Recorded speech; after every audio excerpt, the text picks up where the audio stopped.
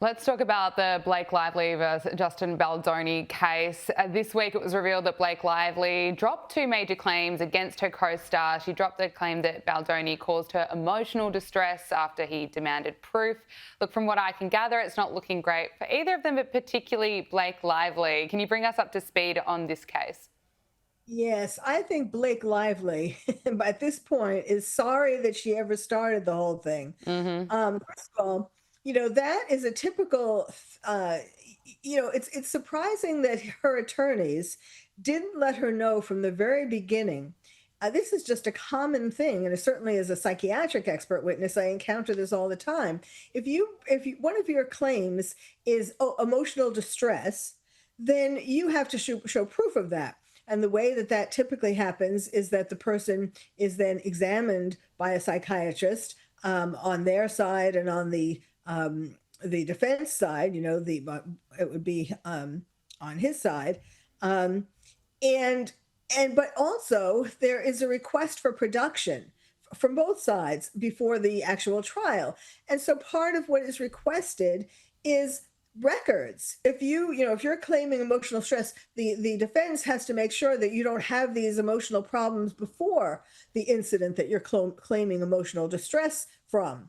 So seemed like it was this big surprise to her, and she didn't want the public, obviously, to see what her mental health records were. Mm. But it's a surprise that they wouldn't have made that clear to her from the beginning when she filed this suit. But the thing is that she filed this suit in such a kind of an emotional upheaval. She wasn't really thinking logically about all these kinds of details. Perhaps her attorneys did tell her this and she just didn't hear it. But she's claiming that Baldoni was sexually harassing her. Now, if I've watched the videos of the scenes of this one particular scene where they're dancing together, and I watched the whole movie. It's a really good movie. But there's this one scene in particular that she seemed to have a problem with, where they were dancing closely, and he was talking to her. Now, she said that he was saying certain things that in fact there actually is a copy of what he was really saying. Music was going on, and so she thought that the actual words wouldn't be heard. It wasn't heard in the movie, but I mean Right. the case, they were able to get the whole, the full file of it. So anyhow, what I think happened was that she was trying to say that he came on to her in this movie. Now he's married, not that married men don't come on to women, but he seems happily married.